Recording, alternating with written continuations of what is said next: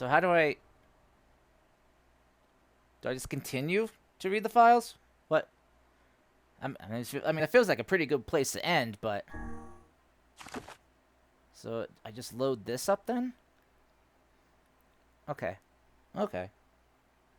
Oh, right. 17, 18 are names are Lapis and Lazuli. Right, right.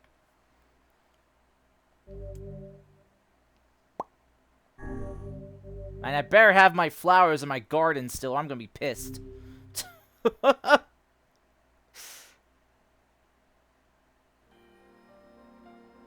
Whenever I interacted Oh, with shit! Honey, Oh! I was reminded about something from my past. Oh, we're picking up from this moment. Okay. Maybe my mind has been confusing her with my sister this whole time. Anyway. Hey, Ginger! It's the stinky fox. The stinky fox. I'm kidding, Ginger. I'm just kidding. Just cause I'm just saying that because you know, you call me stink crap when I pop into your chat. But should be able to read the files, you think? I hope so. The sound of rain filled the village. Okay. The steep cliffs that surrounded the area magnified sound, causing even the slightest drizzle to rattle like a thunderstorm. Oh, this is talking about the area here. Thin wisps of smoke streamed from huts as the villagers huddled in their homes and waited out the rain. A single child, however, had braved the downpour and was now wandering slowly toward the wooden, hawk-shaped weather vane at the center of town. The wanderer reached the vane, which had existed for as long as any could remember, and stared. The child's face was simultaneously delicate and fierce, like a teacup that had survived a shipwreck. Oh yeah, this has to be Kaine. Those traits combined with pale white skin to give the face an almost sexless quality. If the beak turns east, I go home. If it stays west, then I... The child blinked. Rain slowly dripped down the young one's short hair and began its long descent to the ground. Come on. Come on! The child felt a slight breeze and watched as the vane slowly creaked to life. Spinning this way and that for a moment, it finally settled with the beak pointing firmly towards the east. East? Really? Before the vane could move again, a jagged rock came spinning and tumbling through the air, striking home against the child's head. Ooh, ouch. Oh, God. I'm doing well, Ginger. I hope you're doing well also. So, my brother and sister, Cyborg 17, 18. Ah, I see. The force of the blow dropped the child to the ground as the hailstones began to fall all around. Oh no, they found me! A heartbreaking smile crept across the child's face as the stones continued their assault. Through the rain, the sound of multiple footsteps grew louder before a voice rang out. Yoo-hoo, Kaine! The voice belonged to Demo, worst of all of the bullies in the area. As Kaine struggled to stand, a final stone came skittering through the mud and bounced against her foot. Blood oozed from a cut above her eye and blurred her vision, but she could make out the shapes of Demo and his usual gang of idiots. The boy seemed taken aback for a moment by Kaine's seemingly indifference to the blood dripping from her face, but quickly regained his bravado. What's up, freak? You like the rain? You like getting all wet? Or did you finally decide to run away from home? Though she knew it was futile, Kaine turned to leave. Before she could get more than a few steps, the other children scrambled to surround her, cruelty burning in their eyes. Kaine knew those were not the only eyes on her. The tormentors' parents watched from the safety of their homes. She was attuned to the sensation. It was one she had experienced many times before. While some villagers simply turned a blind eye to the actions of their children, many encouraged it openly. What fuckers? What the fuck is wrong with these people? In a society ruled by superstition and fear, Kaine was something to be hated. and if possible, destroyed. I didn't say you could leave, freak. Demo's words chewed at her like a worm through an apple. He can't hurt me, she lied to herself. Be strong, be brave. He can't hurt me, he can't hurt me, he can't hurt. Oh look, the little freak is gonna cry. What's wrong? Are you sad that everyone hates you and wants you dead? Kaine prayed for the rain to flood down and carry her away from a world that seemed to have no place for her. But if there were gods, they chose to ignore her. As Demo crept ever closer, the clouds began to thin and the rain slowed. Even the weather hates me. I'm useless, a failure. I wish Demo's rock had taken my head off. Kaine couldn't meet Demo's leering gaze. She lowered her eyes and stared at the muddy ground below. The bully... What? I'm reading! Anyone tell you the soul power image you have? Yes, I have been told that before. Kaine couldn't meet his eyes. The bully moved forward until he was inches away. She could smell the scent of old meat on his breath. The boy grabbed Kaine's face with thick fingers and yanked it upward. She tried to turn away, but he forced her gaze back and jammed his thumb against her eyelid to pry it open. Show me. No. Did you just say no?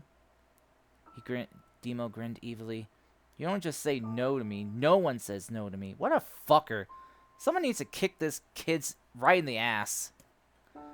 Not even taking his attention from Kaine, he called to his cohorts. Come on, guys, let's give the freak what she deserves. I hate this. I hate reading this. As soon as Demo finished, kicks and blows began to rain down upon Kaine. Demo paused, still grinning as Kaine... Oh, see ya, Ginger? I don't blame you for lurking. This is harsh. As Kaine curled into a ball and tried to make the pain stop. I don't get you, freak. What you acting like a girl for, huh? Everyone knows what you really are. Kaine ignored the question, choosing instead to stare at the weather vane. It continued to point east as if supremely confident about the future it had chosen for her. Go home? Yeah, that's a funny joke for someone with dead parents and no home to go to. Freak, chanted the children. Freak, freak, freak. Kaine closed her eyes and listened to the rain, waiting for the pain to start again. As the clutching hands of the village children closed around her, she bent her mind to the sound of the rain letting it become her entire world. The rain fell, but the pain never came. Only when the laughter of her tormentors turned to terrified cries did she dare open a single blood-caked eye. Kaine was shocked to see Demo sprawled on the ground, holding his head and screaming in pain. She could see blood welling from spaces between his fat, twisted fingers. Oh my god, he's crying. He's actually crying. Deprived of their leader, the other children glanced back and forth between themselves, as if waiting for someone to step forward and take charge. When no savior emerged, they began an uneasy shuffle away from Kaine. But the young girl was the least of their concerns. Instead, their attention was wrapped on the ancient woman standing a few feet away. After struggling for breath for a moment, she finally spoke in a voice thick with rage. Hurts like a bitch, don't it? Now I suggest you scatter before I throw another one. Why does it sound like Kaine? Wait, is this where Kaine learned to talk? And if any of you little bastards ever touch my Kaine again, I'll do far worse than throw a rock. You can count on it. The old woman crouched down and gently touched the hand Demo was using to cover the wound. Before he could think to protest, she ground her palm into the wound and twisted back and forth. Ah! He screamed, leaping to his feet. Stop it! What are you doing? Quit whining. Ain't no one ever died from a scratch. You hit me with a rock, you stupid bitch. Big one. That thing could have killed me. The old woman shrugged. Death is the best cure for stupid. God, ain't that the truth? Demo's face twisted with rage at her words, locking her eyes on Kaine. He took a step backward and spat on the ground. Get out! Leave this village! No one wants you here, either of you! Seeing the old woman grabbed another stone, Demo and his companions turned tail and ran. As they fled, the old woman grabbed her side and barked out a single laugh. Ha! Ah, look at the fat boy go. Guess he's healthy enough to run from a fight. The woman's smile faded as she turned her attention to Kaine. Kneeling down, she removed her shawl and placed it around the young girl's shoulders, then produced a cloth from the folds of her dress and began blotting at the blood on her forehead. Oh, Kaine, she said. Why didn't you fight back? You're stronger than that lot. Oh, yeah, it was her grandmother. The words of her grandmother stung Kaine, and she turned away. Don't be nice to me, she said. I don't deserve it. Nothing matters anymore. Her tears, held in check for so long, finally began to fall on the muddy ground below. Everyone hates me. They think I cause bad things to happen. They think I'm a freak. I wish I was dead. Oh, this poor sweet child. Oh, this poor sweet child. As Kaine's tears turned to sobs, she felt her grandmother's hands on her shoulders.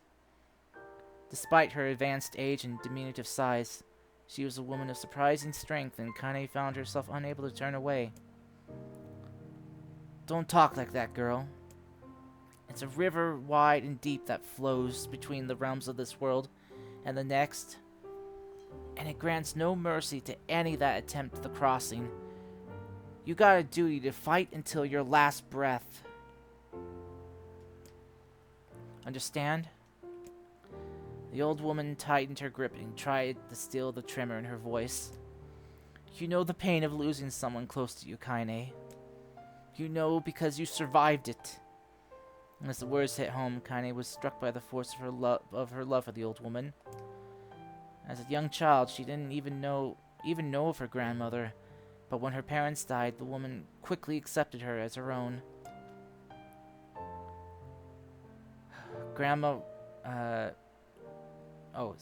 Grandma, as Kaine called her, was cunning, vulgar, and quick to violence, and their first few years together had not been easy. But with each year that passed, Kaine and her grandmother had grown closer.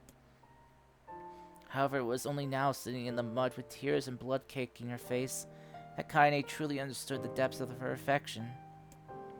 Here was a woman who had seen hard times, who had seen death, who had fought through all these things and somehow emerged on the other side. If anyone could understand Kaine's pain and loneliness, it was her. Do I make you sick, Grandma? Course not. Don't be an ass. Kaine drew her grandmother's moth-eaten shawl around her body and shuddered.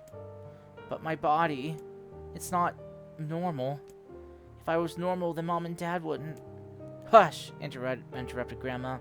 I'll not hear another word of this nonsense. You're my granddaughter, and I love you. And if folks have a problem with that, then they can just go to hell. With that, the old woman reached out and placed a wreath of dried flowers in Kaine's hair.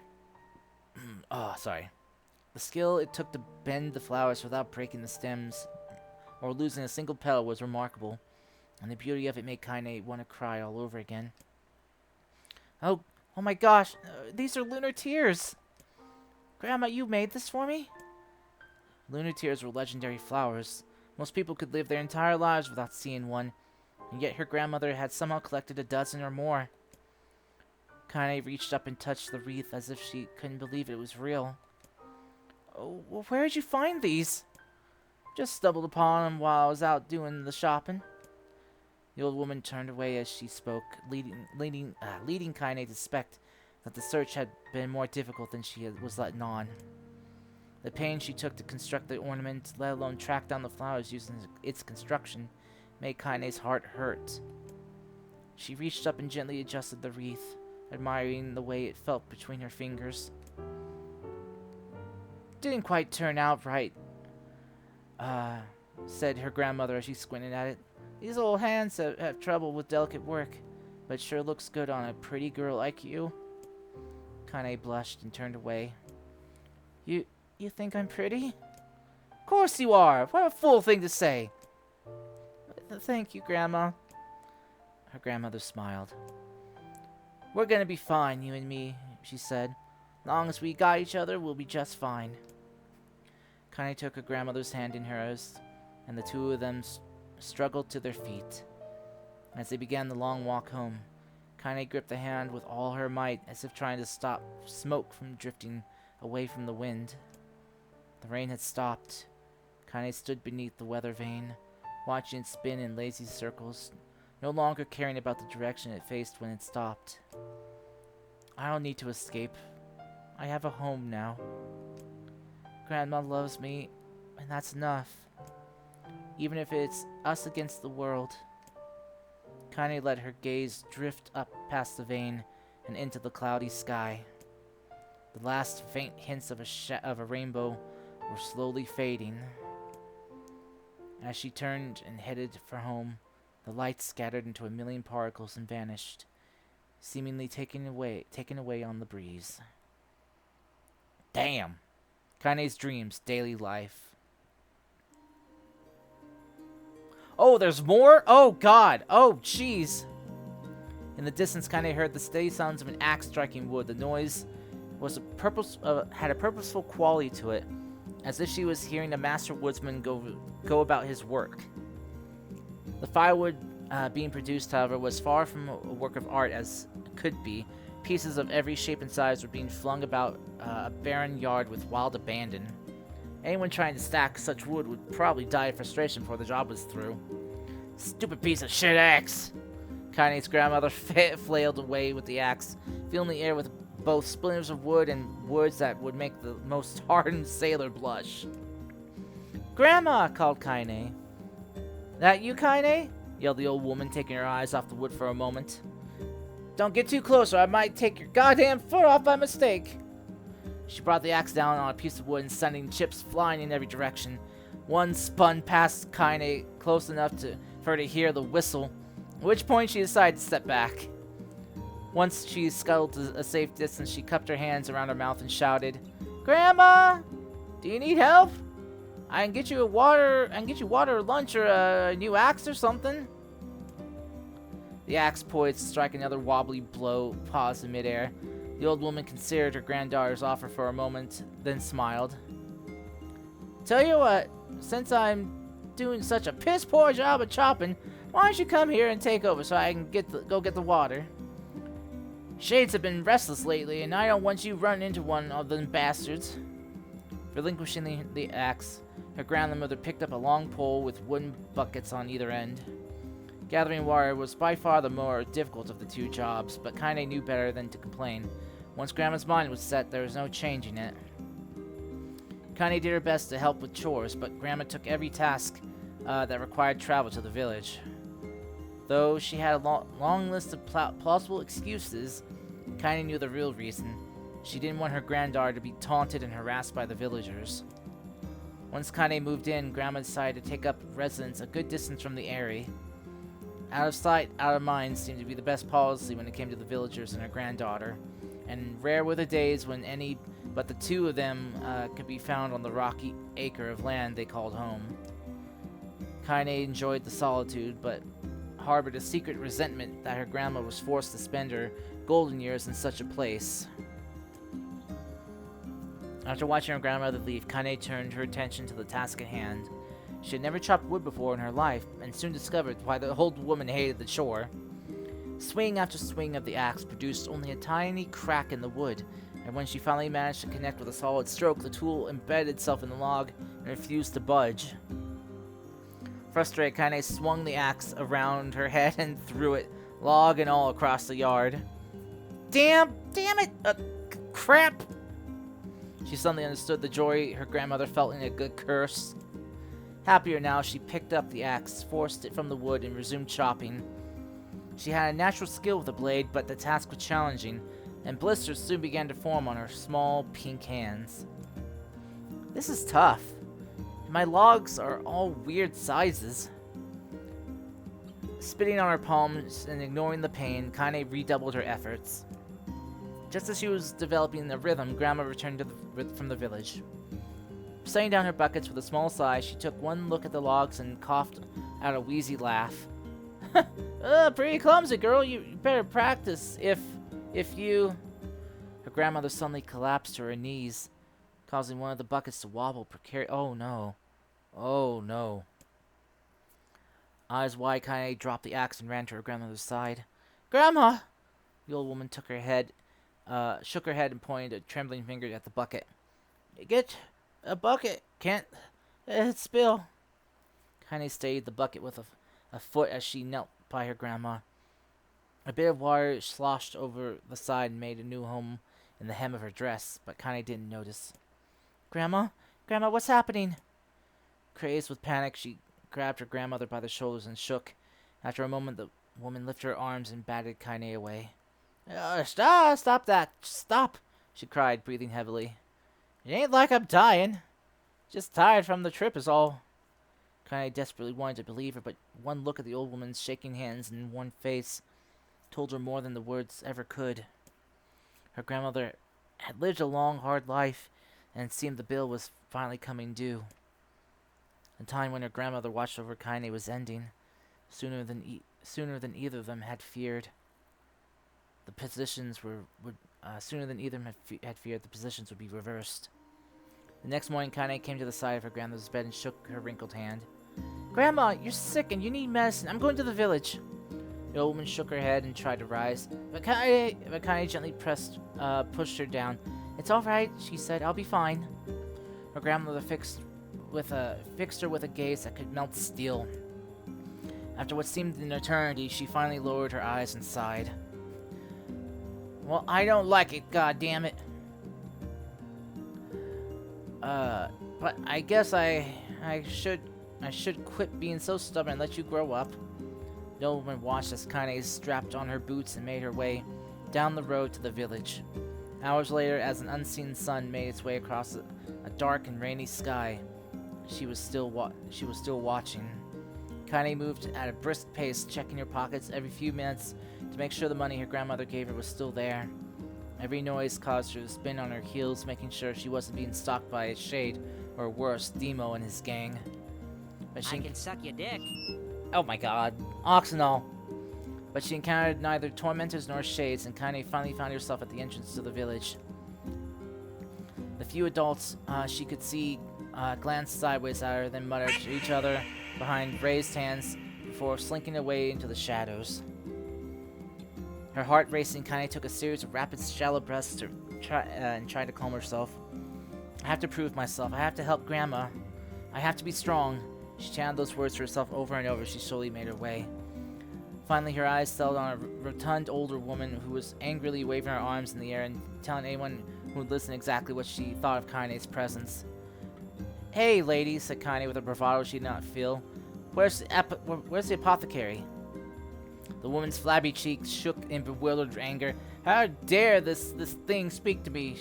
They seemed to say, but Kaine saw that her eyes held a different emotion, fear. Yeah, we're both scared, lady. Trust me on this one. Which way? Kaine repeated. The woman pointed to a small building to her right before hitching up her dress and stumbling off in the other direction. Kaine cringed, expecting a stone to come flying from the assembled crowd, but none came. Her mind was filled with a strange sense of pride as she made her way to the apothecary, but her new emotion had little time to take root, as soon as she opened the door, she noticed a familiar customer at the counter. It was Demo. He could have been sent here on some kind of family errand because of his gang of followers was nowhere to be found. Oh my god, he sputtered. What are you doing here, freak? The insult was delivered without force, and Kaine happily ignored it. Stretching on tiptoes to see over the counter, she asked the shopkeeper for the medication. Ha! Barked Demo. The old bitch finally keel over? Go to hell, Demo. The boy's eyes grew so wide they seemed ready to fall out of his head. Before he could let fly a comeback or worse, a punch, the apothecary told him to knock it off before he kicked them out of the store. Demo slunk out of the shop, cursing Kaine under his breath. Once he was gone, she allowed herself to breathe once more, taking a brief tour of the shop while the owner prepared her medication. Countless sign balls filled the cramped store, each with a label written in some indecipherable language. An ocean of aromas assaulted her nose, creating a scent that was exotic but also not altogether pleasant. Let's see. Seeing such a rich variety of supplies gave Kaine a sense of peace. Surely in a world so vast there could be a place that she could call home. On the far wall behind the counter rested a portrait of a stunning young girl. The picture had once contained bright, vibrant colors, but time had worked its cruel magic, and they were beginning to fade. The beauty of the work, however, remained undiminished. You like that picture? Kaine turned to find the apothecary with a small vial of medicine in his hand. His eyes were gentle but sad, but they seemed to stare through her and into nothing as he spoke. That's my daughter. I sketched it when she was just a little girl. She's been dead a long time now. Kaine didn't know how to respond. She just stared at the portrait and tried to come up with the right words. Pictures are wonderful things, continued the shopkeeper. They let the ones closest to you live on forever. He shook his head slightly, then looked down at Kaine and smiled, handing her the medicine. He reached into his sizable green apron and produced a handful of old wax crayons. You should have these. There's no one left that I wish to draw. Kaine took an instinctive step back, causing the shopkeeper's face to darken. Yes, I've heard the rumors about you, he said. It's a small village and word travels quickly. Between you and me, I'm not sure which of them to believe, but I also don't think that they matter much. Or don't think they matter. Yeah, don't think they matter much. I know your grandmother, Kali, and I think the way she was driven out of this town is also deplorable, or it's just deplorable.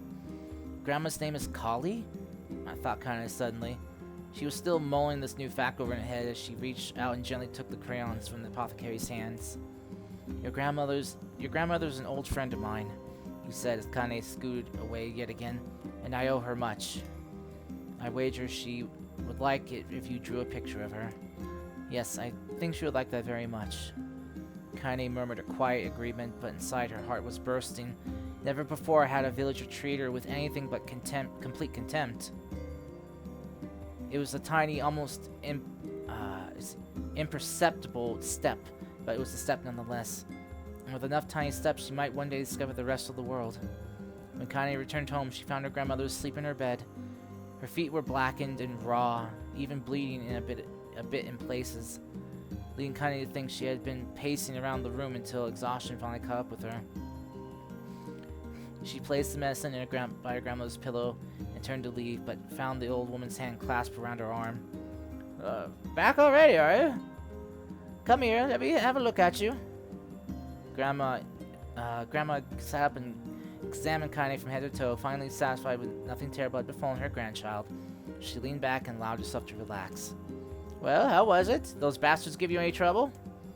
It was kind of fun, said Kaine with a small smile. No, seriously, it was. Fun, eh? Her grandmother asked her grandmother in a voice which implied she believed anything but. Uh-huh. So anytime you need me to run an errand, just let me know. As she spoke, Kaine removed the crayons from her pocket. After a brief explanation of their source, she informed her grandmother that she was going to sketch her portrait. A portrait of me? Ridiculous. No one wants to stare at a wrinkled old crone. But Grandma, it'll make you live forever. Horse shit, said Grandmother, throwing back the sheet from her bed. Living forever would just piss me off. Now put those crayons away and help me with dinner. But Kaine would not relent, and in the end, Grandma found herself leaning against the wall of their house as if posing for a master artist. Kaine took up the crayons, eyed her subject carefully, and got set to work. Just as her grandma was about to nod off, Kaine finished the piece. After staring at it for a bit, she released it from her grip and let it slowly drift to the floor. It's terrible. It doesn't look like you at all. I'm sorry, Grandma. I thought these crayons would, make drawing easy or something. The old woman's eyes narrowed at her granddaughter's disappointment. Let me be the judge of that, she said, ignoring the pain in her back and reaching for the paper. The sketch could have been a person's face. It also could have been a boulder, a lump of clay, or an incredibly misshapen loaf of bread, all rendered in a chaotic array of colors. The old woman stared at the picture for a long time, then slowly wheezed out a laugh. Oh, Kaine, she said, but between laughter, you truly are my blood. You're as clumsy as me, and I love it. But, hush, I don't want to hear any more bull about how ugly you think it is. It came from the heart, and I'll treasure it always. True to her word, the old woman gave the picture a place of honor above the kitchen table. In the days that followed, Kaine would catch her staring at the portrait with a strange smile on her face, an action she interpreted as silent, mocking laughter. A week later, Kaine could stand it no longer and asked her grandmother to take the artwork down. Posh! I'll take this down when they roll me into in my shroud. And turned to kind of drop. Listen to me, girl. Seeing this picture makes me happy in a way I've never felt before, and it makes me want to go on so that someday you could feel the same happiness. There was a moment that burned itself in Kaine's memory, a perfect blend of pride and love and joy that came together in a form to form a lifelong remembrance. She swore to never forget this moment, to never forget the old woman who had made her place in the world possible. Time moves on, people and memories move in and out of a life like ghosts passing through a hall. But this moment will be different, Kaine swore, because I will remember it forever. Forever. Oh my god, how long are these? Jeez. Let's see, Kaine listened to the sound of crackling firewood. I stared at a black object on her plate. She'd been pushing it around the wooden disc for a good 10 minutes, ignoring the bemused stare of her grandmother. Finally, she summoned the courage and gave the object a brief sniff. A sharp, bitter scent flew up to her nostrils and made it home there, causing her face to twist with disgust. Grandma, I can't believe you want me to eat a bug. The old woman threw some more wood under the cooking pot and snorted. It's no bug, you fool girl. It's a berry. Why the hell would I be feeding you bugs? Yeah, well, it sure looks like a bug. And I think it's burnt or something, because it smells terrible. That kind of held her nose and threw the berry in her mouth, chewing as little as possible. Oh yeah, that's terrible, all right. Why, you little rat, laughed the old woman. Look at the sass on you. You've been spending too much time with me, and that's a fact. 5 years had already passed since the moment when Kaine's grandmother saved her from the bullies. As is often the way with two stubborn people, the relationship had grown in fits and starts, but moved forward all the same. Meals that used to be somber affairs were now filled with laughter and hurled abuse in equal measure. Kaine could not remember a time when she had been happier. As the years went by, Kaine started to shoulder more and more of the daily responsibilities. Her grandmother's legs grew weaker by the day, and she could no longer do many of the chores she used to take for granted. And so this morning found Kaine lacing up her work boots with a breakfast of burned berry rolling through her belly. Where are you going today? Kaine looked up, surprised. The old woman rarely asked for specifics anymore. Well, I was going to check on the kelma trees and see if they were ripe. I thought we could make some jam or something. Oh, and I'm going to go pick up some flagstones, so I need to take the wheelbarrow. Flagstones? What in the hell for? Kaine stared at her grandmother, then held out an arm and swept it around their home. Constructed mostly of cloth and rope and rubble, the old place sagged like a boxer in the final round. Grandma, a dying cat could chew through this house. I'm going to build a stone wall so we have some protection. The old woman laughed, exposing her toothless grin to the world. Goddamn, girl, if a bunch of thieves want to ransack this old place, then let them come. We got nothing worth stealing anyway. I'm not worried about thieves, I'm worried about shades. People saw one west of the village yesterday. The old woman tilted her head and stared at her grandmother. Or our granddaughter, sorry. Well, shoot, I don't know why you have to do it today. We can worry about it some other. Grandma, no. If I don't go to the kelma trees, we won't eat tonight. You know that.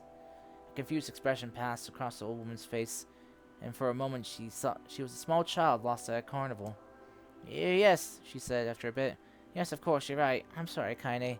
Lately it seems my mind is... She didn't finish the thought, instead walking over to her nightstand and gently taking the wreath of lunar tears from the drawer. The flower petals had aged to a brilliant whiteness, and Kaine thought it was more beautiful now than the day when she first received it. You're gonna be a true woman soon, Grandma said as she placed the flower in the girl's hair. So that means less chatter about shades and building defensive walls and more talk about how beautiful you become. Annoyed, Kaine reached up to remove the garland, but the look on her grandma's face stopped her hand. You're a beautiful thing, and there ain't another like you in all the world. I'm very proud of you. Okay, Grandma, that's enough goddamn compliments for one day. Such a mouth on you. Where did that come from? Gee, I wonder. I'll teach you to sass me, girl. Suddenly she lurched forward and grabbed Kaine by the ears, pulling them around the room with a crazed grin on her face. "Grandma!" yelled Kaine in a quacking voice. "Grandma, stop it! What the hell?" The old woman stared at her and blinked, and slowly held her wrinkled hands out as if it was the first time she had ever seen them. Oh, I don't know what happened there. I'm sorry, girls. Sometimes my mind just... Kaine thought the look on her grandmother's face was more heartbreaking than she had ever seen. Listen, maybe I should stay home after all. No, I won't have you stay here to keep an eye on an old codger like me. You go get your fruit and your wall and whatnot, I'll be fine. And when you come back, I'll have a nice grasshopper dinner waiting for you. Kaine rolled her eyes and kissed her grandmother on the forehead and made ready to depart, trying desperately to ignore the worry that was gnawing at the walls of her heart. Kaine could feel the old woman's eyes watching as she moved down the path. Don't turn around, she told herself, but in the end the temptation was too great. She spun on her heels for one final look and saw a small, bent woman standing in front of a ramshackle hut with a sad expression on her face. God, she looks so old now. It's like the wind could reach down and just carry her away. Kaine worried about her grandmother all day, causing her work to suffer. What little fruit she could collect was tossed carelessly into the wheelbarrow, and she only found a couple of stones before losing interest in the project. Finally, as dusk approached, she decided to call it a day. Cursing herself for the lack of focus, Kaine pushed the nearly empty wheelbarrow back down the path. As she crested the final hill, she suddenly froze in place. The wheelbarrow fell from her fingers and collapsed on its side, sending a few pieces of wrinkled brown fruit rolling down the hill. Her gaze was transfixed by a thick black cloud that hovered just ahead. Tracing its path with a finger, Kaine suddenly felt her stomach knot in on itself. No! Oh gods, no! Her grandmother's house was ablaze, the flames licking up as if trying to touch the sky itself. Grandma! Grandma! Kaine ran there faster than she had ever moved in her life. Once she tripped on a stone and went sprawling into the rocky ground, but she leapt to her feet and continued running, unmindful of the blood that spilled from her wounded hands and knees. As she got closer and closer, Kaine's mind began to race in time with her footfalls. It's too dark. It's too dark. No, not just fire. Can't be fire. Too much smoke. Gotta save her. Gotta save her. She burst into the front yard and came to a sudden halt. Her worst suspicions confirmed. The smoke from the fire was mingling with the thick, inky blackness of an enormous shroud. Enormous shade. The massive creature supported itself on 3 twisted feet and achieved balance through means of a large, armored tail. Scaled horns and claws sprouted from its body in a random, chaotic pattern, giving it the appearance of a lizard designed by some insane god. Oh, that monster we fought! Seeing Kaine, it let out a roar and flicked its tail, sending small whirlwinds spinning around the yard. For a moment, the creature retreated into a shivering, inky blackness, as if her mind was unable to comprehend that such a thing could actually exist. But then the smell hits her, a blend of rotted meat and excrement, and the horror became real once more. The creature bellowed again, and this time Kaine responded with a scream of her own. Alright, you bastard, she thought as her scream echoed off the high cliffs around them. It's you or me, let's go! The shade eyed Kaine with bemused interest. Then it began looking for her, from her to the house and back again, as if urging her to look at the destruction it had so gleefully wrought. With dread building in her heart, Kaine glanced toward the house. Through the smoke and flames, she spotted a small figure struggling to escape the ruins. Grandma! At the sound of her voice, the old woman began waving frantically. She's alive, thought Kaine. She's alive! Kaine's legs sprang to life, and she raced across the yard toward the flaming wreckage of the house. Before she could advance more than a few steps, the shade opened its mouth and let out a roar powerful enough to uproot trees and send them flying. The blast sent Kaine tumbling through the air before smashing her against the rocky earth. Stars danced in front of her eyes as she tried to remember how her legs worked. Get up! Get up! Get up! Get up! Get up! Get up! Now! As Kaine struggled to her feet, the shade stomped towards the house and pinned her grandmother to the ground with the tip of a claw. The old woman struggled to move the claw from her stomach, but she might well have been pushing a mountain. She coughed briefly, sending a small spray of blood into the air, then collapsed to the ground, her energy spent. Kane lurched to her feet, only to fall back to the earth with a gasp. Her ankles were on fire. One or both of them were surely broken. Ignoring the pain that screamed through her body, she began dragging herself across the ground, leaving a drunken trail of dust and blood in her wake. Grandma, hold on. Just a little longer. Her grandmother's face was turning blue, her eyes rolling back until only the whites were exposed. Kane pulled herself across the ground with maddening slowness, the distance seeming to increase with every second that passed. Yeah, my mouth is getting dry. Oh no. The shade glanced between the two women and flicked out its tongue, his giant mouth turning up at the corners. Short, panting breaths belched from somewhere deep inside his core. Bastard, laughing at us! She had no idea how such a mindless creature could experience emotion, but there could be no doubt the Shade was taking joy in their suffering. Yeah, I see your plan. The Shade moved its claw slightly, allowing the grandma to breathe again. It was clearly keeping her alive, only to snuff out her life when Connor was close enough to touch her. I'm gonna kill this bastard! Summoning all her strength, Kane rose to her feet. There was a sickening snap from her right ankle as her foot twisted backward, but she forced it from her mind and began to hobble toward the monster. Pulling a small knife from the pouch at her waist, she leapt at the foot that pinned her grandmother and plunged the weapon deep. "Give her back!" she screamed. "Give her back to me!" It was like stabbing a rock. After a few swipes, the knife broke at the hilt with a dull snap. The Shade panted laughter again, then raised its tail and sent it rushing through the air toward the young girl that was latched up to its foot. Kai never had a chance. The tail struck her square in the chest and sent her crashing into the burning wreckage of the home. As she lay on the ground with blood pouring from multiple wounds, a small, weak voice spoke up. "Kaine."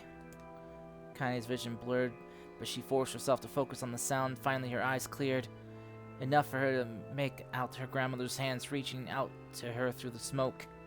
"Grandma, Kaine, you gotta run. You can't best this one."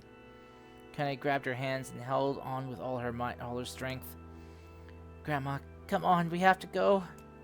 The old woman coughed loudly, and on one of her hands, slick with blood, slipped from Kaine's grasp and thumped to the ground below. "Grandma, no, no! I said run, god damn it! You have to live, you have to get through." A thought would stay forever unfinished. Before she could say another word, the Shade's clawed foot descended, smashing through the remains of the roof and down upon the shattered figure of the old woman. God damn. Blood oozed from gaps in the creature's toes as the terrible putrid smell assaulted Kaine's nose once again. She stared at the foot, dumbfounded, convinced that what she was seeing could not possibly be real. When the creature finally lifted its appendage, all that remained underneath was a twisted, unrecognizable mass of rubble and red. Her grandmother was gone. Kaine blinked, trying to feel the hands which had been in hers just a moment before. For a fleeting moment, she could remember the warmth of the embrace, the tremble of the fingers, but then the sensation drifted away on the breeze and was gone. Memory flashed through Kaine's mind one after another, faster and faster. They became a meaningless jangle of noise. Kaine screamed, then a thunderous sound that echoed off the cliffs and seemed to roll away forever. The Shade eased forward, black ichor pouring from its mouth and dissolving in smoke on the ground below. The earth shook with every step as it crept towards its prey. Kaine's body slowly rose as if controlled by a mad puppet master. Her arms and legs were bent at impossible angles. Her head lolled dangerously to the side, yet somehow she managed to stand. Staring at the Shade, her eyes began to glow with a deep red fire. Oh, she went berserk. The creature, so confident just moments before, took a slow, hesitant step backward, trying to discern if this broken human could possibly pose a threat. Kaine seized a moment. Laughing like a mad woman, she leapt into the air and plunged the shattered hilt of her knife deep into the leg of the Shade. The Shade shook Kaine off like a fly, sending her crashing to the earth once more. Her chest rose and fell slowly as if great weight were resting on it. Moist sounds of pain echoed through her mind Something warm and thick oozed from her ears. Is that blood? I think it is. I think I'm bleeding to death. No, can't die. Grandma told me to live. Deep inside Kane's mind, something finally broke. The sound, the pain, the smoke, and flames, all of it faded away until all that remained was a single incantation repeated over and over again. Kill it. Kill it. Kill it. Kill it, kill it, kill it, kill it, kill it. Kill it, kill it, kill it, kill it, kill it, kill it, kill it. Kill it now! As the spark that was Kane slowly began to flicker and die, she felt her desire to kill and her desire to live blend into one. The distance between heartbeats grew longer and longer and longer. Oh, shit. Okay.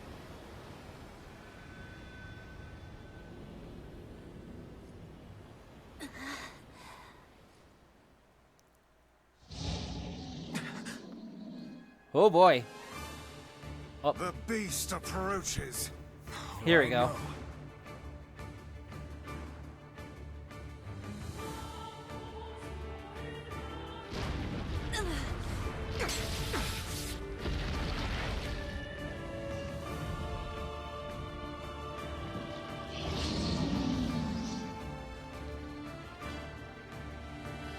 Wait, where's my pipe? Oh, there's my pipe.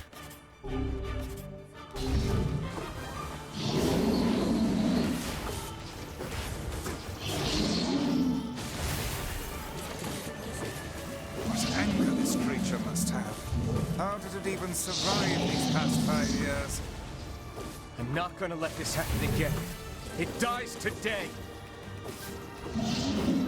My sword feels lighter. It's not the blade, but the skill of the user. Strike it down.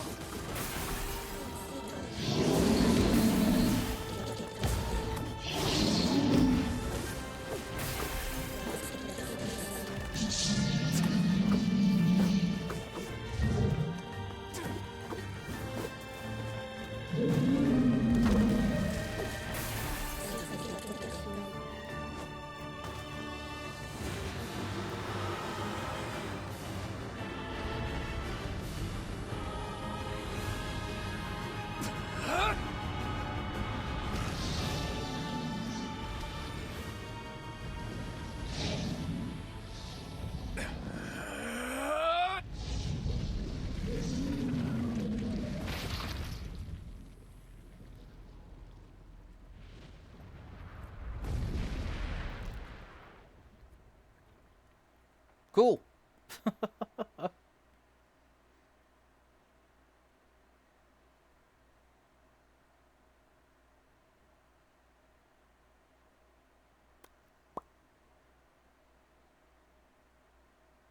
Kane's dreams encounter. Oh my god. No, not more reading. Please. Gently, weakly, softly, the shade, sure that its tormentor was dead, turned and stomped off toward the horizon, stopping along the way to bellow one final roar. Couldn't kill it. Shamed beyond imagining, Kane tried to turn her head to the side, but only succeeded in coughing up a huge gulp of blood. It was getting difficult to see, and only after a moment of fierce concentration did she realize that her left eye was gone. Laughing to herself, she turned her remaining eye to the ruins of her home and noticed a ragged stump of arm resting a few feet away. Yeah, that's mine, she thought with a mad giggle. This is gonna make clapping a real bitch. Huh, cried a sudden voice from the depths of her mind. Finally gonna die, are ya? Well, you had it coming. Go to hell, Demo, she thought at the unseen assailant. Go to hell before I pluck out your eyes and feed them to a dog. The voice of her childhood terror evaporated in smoke, only to be replaced by another, more recent voice. Hold still, said the apothecary, materializing from the ruins like a ghost. I want to draw you, that way you can live forever. No, stop. Don't want to live forever. I want to die right here. I see, he said quietly. Well, if that's what you want. The spectral shopkeeper flooded in and out seconds. Flooded in and out of existence for a moment, then proceeded to produce a piece of paper and sketched quickly. After a few seconds, he turned the page to Kane and smiled. Since you rejected my offer, I decided to draw someone else. It was a picture of her grandmother. Real as life, Kane opened her mouth to thank the man, but stopped as the picture began to blacken in the middle. Before she could say anything, dozens of multi-legged insects began to swarm across the image, tearing at it with sharpened pincers. Stop! No! Don't hurt the picture! Kind reached out with her remaining arm and waved futilely in the air at the air. Yeah.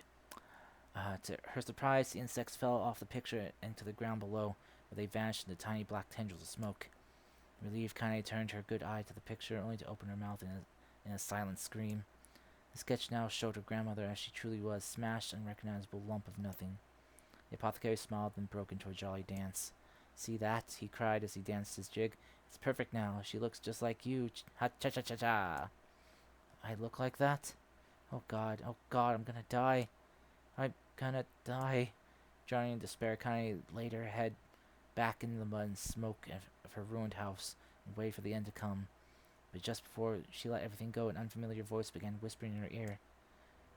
Ain't you got a wish, sunshine? The voice was vulgar and fierce at the same time, as if insanity had somehow found a way to take form. Connie wanted to swear as the voice crawled under her skin, but her lungs refused to work. You know, a wish, like a prayer or something? Why don't you get on your knees and start praying to heaven?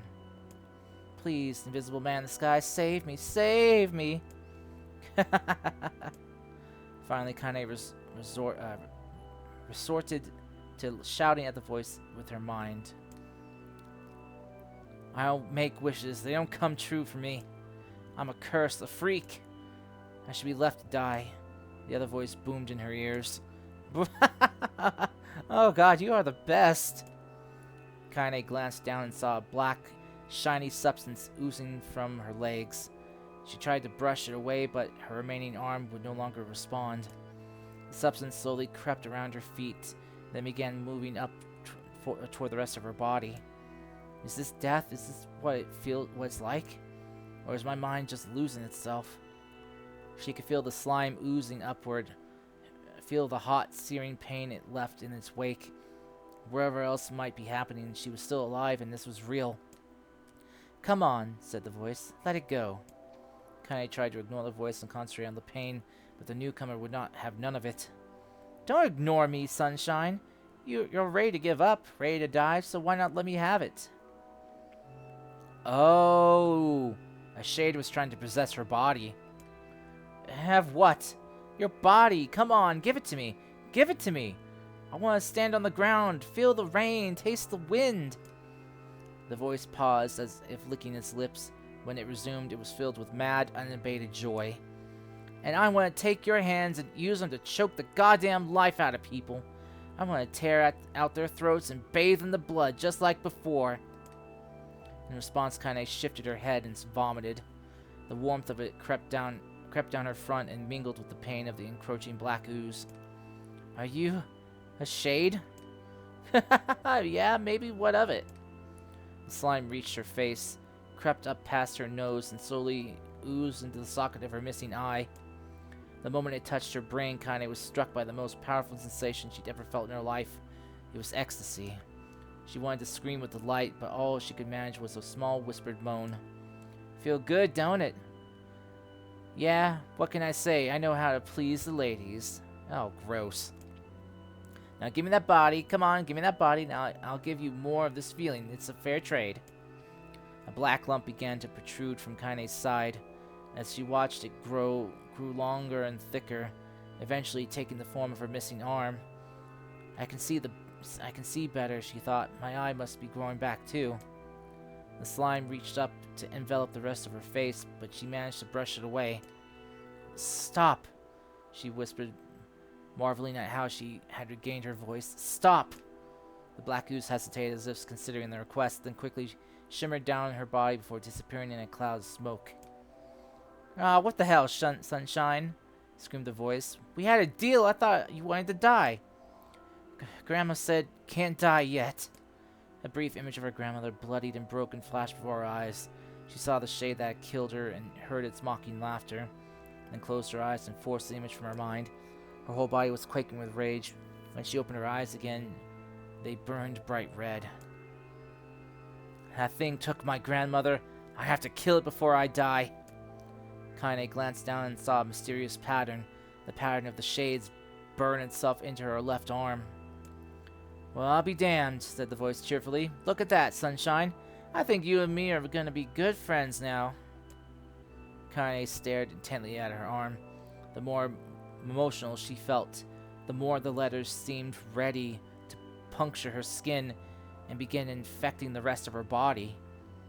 The arm clearly had a will of its own now. Stop! Gotta stop! Holding her left arm in her right, Kaine took a deep breath and tried to calm herself. Come on, don't fight it, pleaded the voice. Hate's my favorite dish, and I'm hungry. Let it go. Feel the anger. Burn with the fire of revenge. Thirst for blood. Then go out there and... Shut up, and get the hell out of my body. Your body? Oh, that's rich, Sunshine. Real rich. Look, why don't you just up and die so I can have this body all to myself? What do you say? I bet those buddies of yours in the area would love to see you dead. Kaine grabbed a nearby shard of glass and tried to saw off the shade-infected portion of her side. Before she could, her darkened left arm grabbed her right wrist, crushing it. Kaine screamed and dropped the shard. At the sound of bone crunching on bone filled the air. Stupid idiot girl. You're possessed now, Sunshine, and there ain't no going back. The voice laughed again, a loud, long wail that seemed to go on without end. Possessed? Yeah, possessed. You and me. We got what you might call a timeshare arrangement. Remember how folks used to think you were a freak? Well, wait till they get a load of you now. Kaine looked up, tears in her eyes. The sky seemed smaller and somehow darker. Is this because of that shade? Is this how they see the world? So, listen. I know this whole possession thing seems a bit sudden, but it ain't all bad. There's plenty in it for you, too. I'm a very powerful creature, Sunshine, and now that power belongs to you. You got enemies, people you want to kill? I can make it happen. That little fat kid who kept picking on you? That big old shade that squashed your granny? We'll wrap them up in their own assholes. No more abuse for you, Sunshine. No more pain. Wait. You're a shade. Why would you help me kill another shade? What you think? I'm some kind of racist? Some kind of snob? Some killing snob? I don't give a goddamn who you murder, honey pants. I just want to drink from the well. Kaine considered this as she struggled to her feet, the power of the shade coursing through her.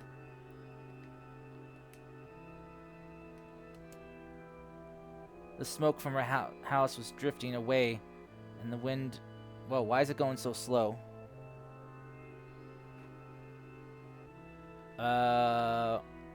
What's going on?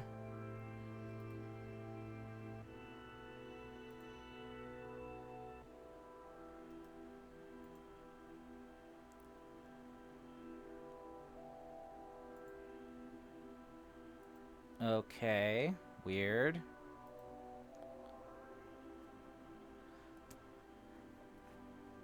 Huh.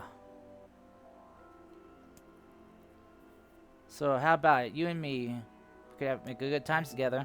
Look, I'll even take care of that bloody part if you want. If you don't want. Fuck off, asshole. I'll handle the killing. Look at you goes. Oh, Sunshine, we're gonna have so much fun. So listen, my name's Tyron. And if you ever need me, I'll just be hanging out in the piece of meat you call a heart. Now, get to it. The more you kill, the more your heart turns... Now get to it. The more you kill, the more your heart turns rotten and sour, and I like rotten and sour. Kaine found yourself nodding at the voice. Yeah, I think this can work. I'm gonna find that shade and I'm gonna strangle it with its own guts. And when I'm done, I'm gonna do the same to you, Tyron. Count on it. I've shit bigger than you, so good luck with that. Oh, and hey, one more thing. Right now, you and me are sharing this body. But if you ever run out of hate, if you ever, go soft, then I'm gonna take over everything. So keep on killing, Sunshine, and watch your back. The voice grew fainter and gradually faded away, fading to somewhere deep inside Kaine herself. Kaine waited until she was sure the voice was gone and waved her new left arm around a few times, Feels perfectly normal, she thought. Feels like mine. Desperately, she began poking and prodding at her new limb, determined to find something wrong with it. She didn't want it to feel normal. That would mean the creature inside her had already won. I am not a shade. I am Kaine. Repeating this mantra in her mind, she slowly began digging through the rubble of her house, being careful to ignore a certain red stained spot in the corner. Finally, after what seemed like an eternity of heartbreaking work, she found what she was looking for. It was the wreath of lunar tears. Though it had been through hell and back, the garland's petals were as bright as ever. Kaine started to place it in her hair, then slowly lowered the wreath and stared at it. I'm sorry, Grandma, I'm so sorry. But I don't deserve to wear this anymore. I'm possessed, corrupted, a freak. And this time I don't think there's any going back. Holding the flowers to her heart, Kaine fell to the ground and sobbed. And as night gradually lightened to dawn, and the people of the area rose to their daily lives, she remained in that position, as if tears could somehow wash away the horror that now infected her world. Alive! Stay alive! Stay alive! Grandma. Kaine, you gotta live! You gotta come back to us! Ah, that's what brought her back. Okay.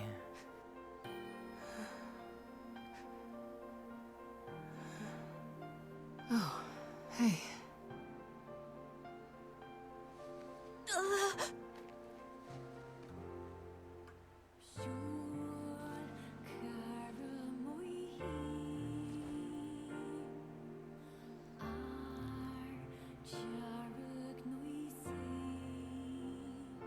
Emil, you were the one calling me, weren't you?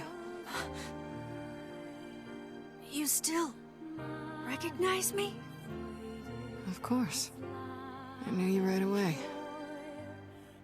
Thank you, Kaine. Welcome back, Kaine. Wow, you grew up. So, how long has it been? 5 years.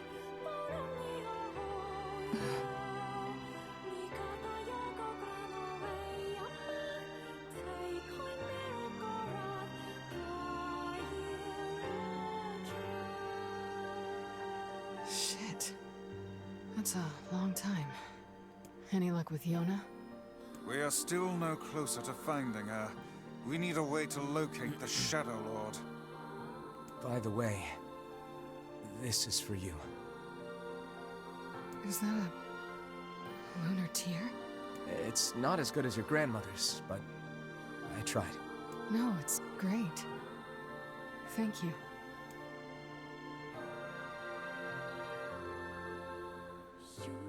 Okay. Please, Kaine waking from her long petrified sleep. please no more reading for me. Emil's unflagging kindness. Our reunion was a happy one, and we let it wash over us like rain. Whew. That is, until Devila and Popola had to go and ruin it all.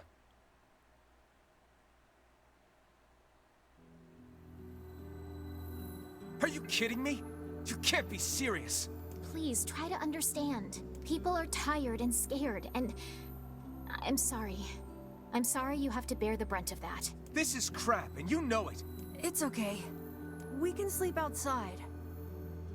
No one's sleeping outside. You and Kaine saved this village, and now they want to run you out?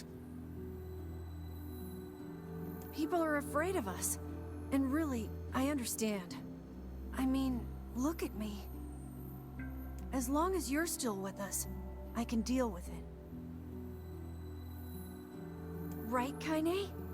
I'm used to sleeping outside. But... We'll see you later. Sorry about this. Huh.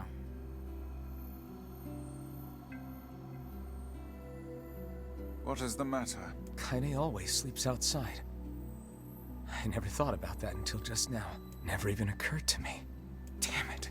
We should turn in. Please, no more reading. I didn't get much sleep that night. For the first time in my life, I hated Devila. For the first time in my life, I doubted Popola. But those feelings are pointless in the end. They said and did what they did for the sake of the village. To protect it from the horror of the Shades.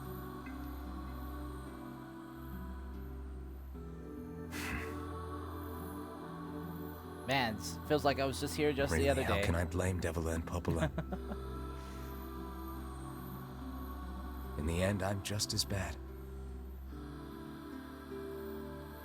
Because I never once stopped to think about Kaine and Emil's situation myself.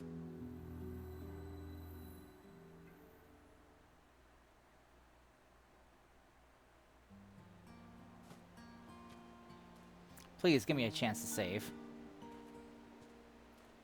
Please. I should apologize to Kaine and Emil, but what good would that even do? I got a fire going. Wait, is that... Campfires? I'm so happy to get to talk to you again, Kaine.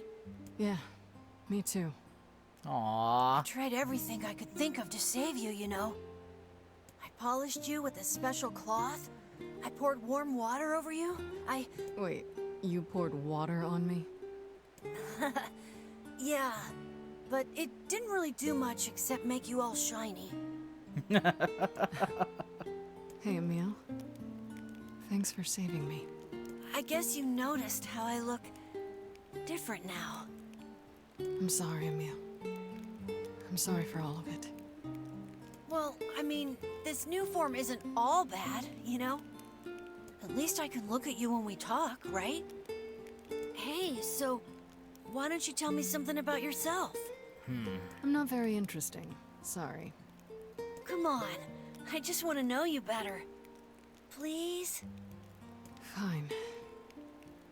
This all happened when I was a kid, before the whole shade possession thing. My body is different. And when the villagers found out about it, they started treating me like a freak. But one person, my grandmother, accepted me just as I was. No matter how bad things got, she gave me the strength to keep going. I don't know what's different about her. Like, what's so different about her? She's really special to you, Besides, you know, having white hair, you know, going, you know, white, gray, you know, at a young age. Yeah. I don't know what else could be different. Oh, hey! Her eyes That don't gives seem me that an different. idea. Since we cured your petrification, we should start looking for a way to cure your possession in my body. I know we can do it if we all work together. Heck, it'll probably be super easy. Let me guess. More warm water? Okay, can we just forget I told you about that? Poor Emil.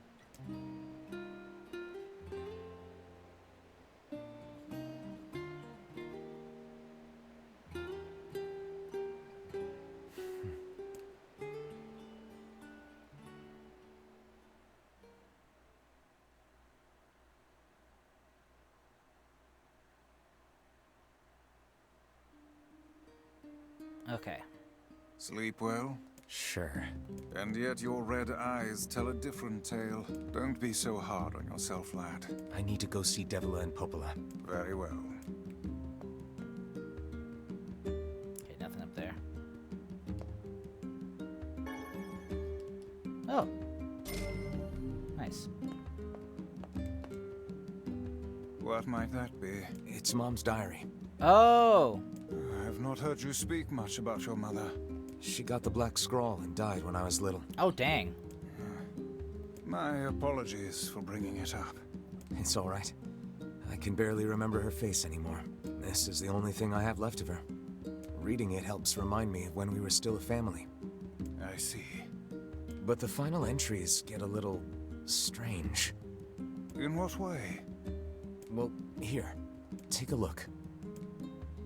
Oh, god dang it. What'd I do? What'd I do? Shit. Uh-oh. Say there. Can you not hear me?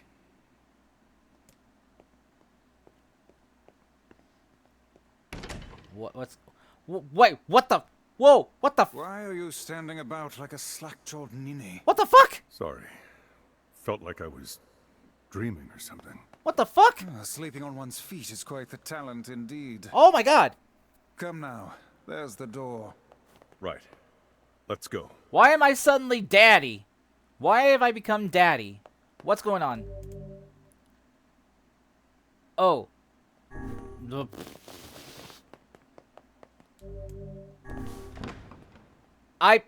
Okay. Alright. Okay, I'll have to come back to that later. What? My word. Something wrong? I feel as if I've just awoken from a most unpleasant dream. I know what you mean. That happens to me whenever I read it. Okay, I can do that later. Okay. Oh, thank God my flower garden's still here. Okay. Thank goodness my flowers are still here. Oh my God. Oh. Okay. I'm going to... I think the last thing I'm going to do... I probably will be cutting this off as like a separate VOD thing. So, for at least for YouTube purposes, since I started a whole new thing.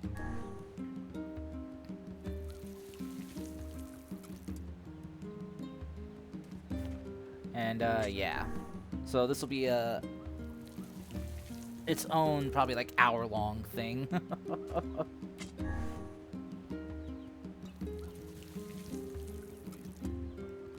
But yeah, I need to call it a day though.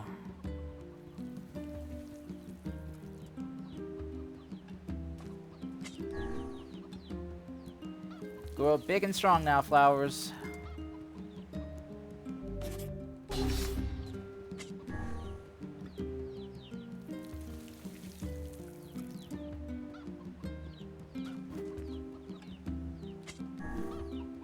And please produce one white lunar tear moonflower, please. I want to know how the heck the grandmother found 10 of them. It's just trying to get a peach and a pink one. Were annoying. Well, specifically the pink one.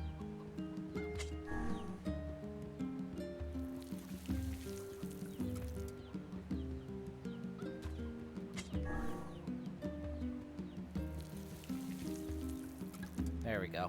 Okay.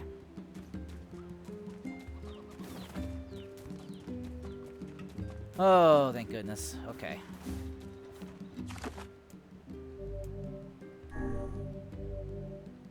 Alright. There we go. I want to save real quick here. Let's see. Grimoire Weiss. Notes. Documents.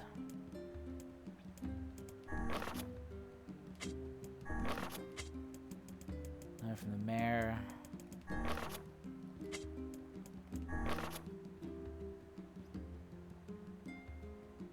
Plan Snow White.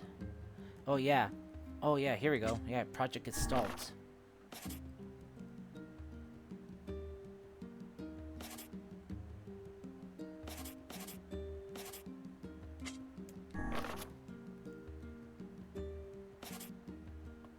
This mark a leap forward in Gestalt research. The national weapons.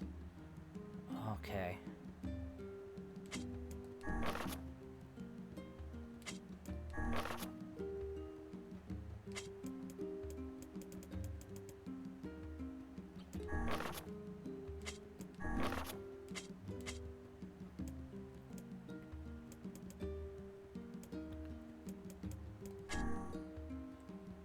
Huh.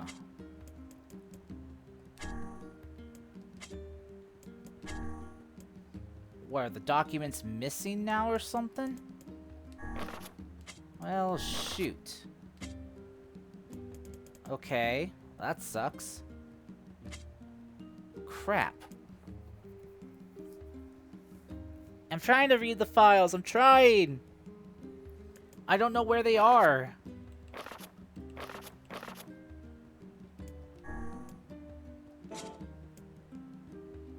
I might have to beat the game again and read them or something. Crud.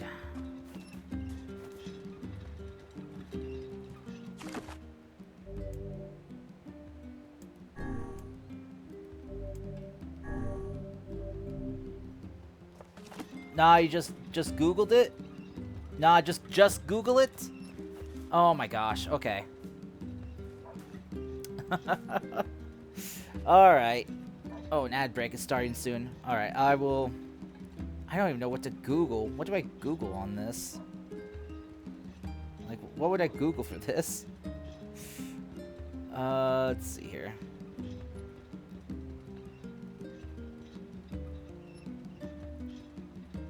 Because what were the files called again? Kala, what were the files called?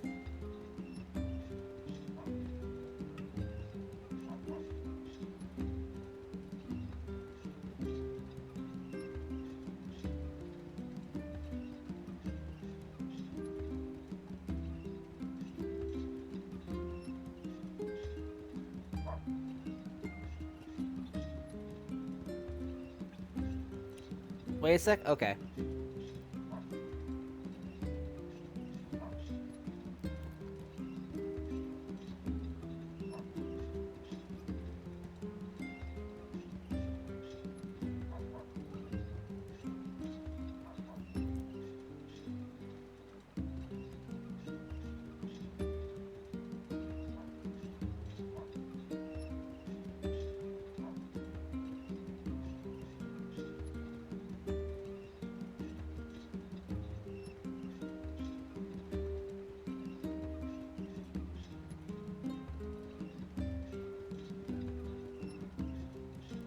Oh, I can't get the link, Kala. Kala, can you send it to me in Discord or something? Yeah, because the links don't show up here. Thank you.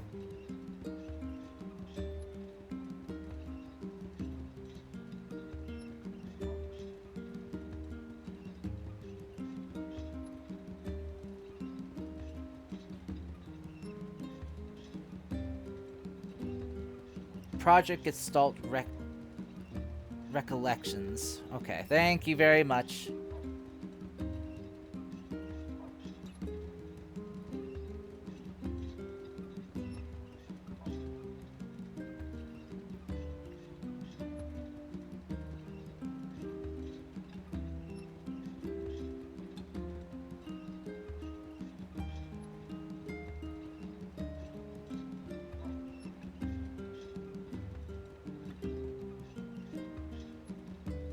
Let me see here. Okay. Project Gestalt Recollection Files 1. Let's see.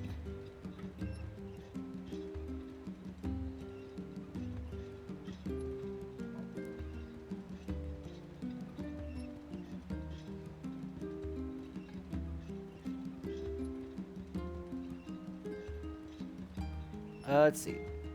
The book contains 8 stories. The boy 1, 2, 3, 4, 5, 6, 7, or 6, the seal, and the man 1.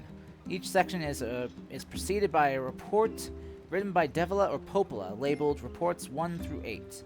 The first story, The Boy 1, is the same as Red and Black from Grimoire Nier Revised Edition. The rest are original to the novel. Okay.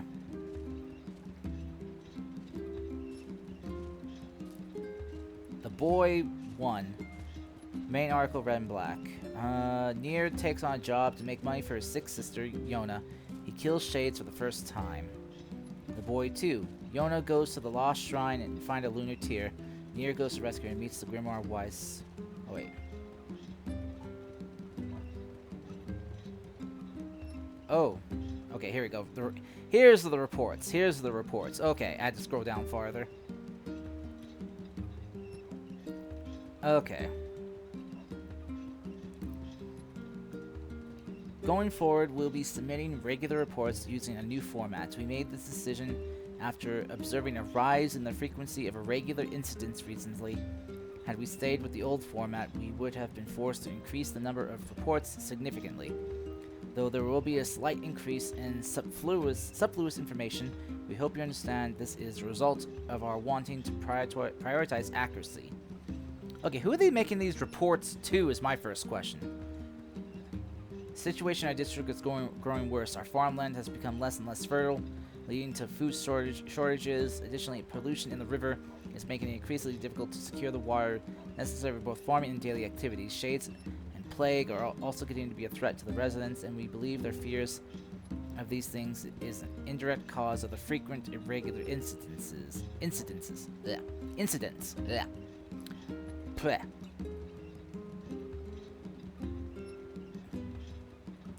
Okay, yeah, I'll have to pick this up next time. Yeah, because for now this is it's gone on 9 hours. This is ridiculously long. Though if you're watching this part of the VOD over on YouTube, this is gonna be a separate part I'm making, so it'll be an hour and a half ish.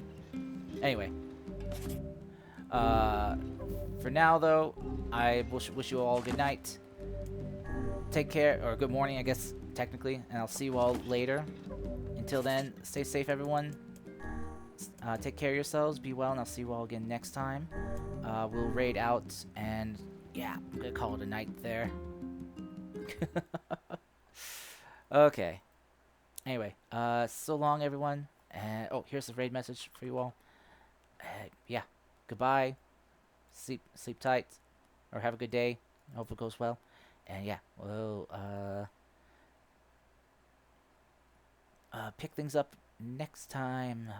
This was a very interesting first ending. All right, but yeah, I am exhausted. I am drained. Okay, bye. Whoa.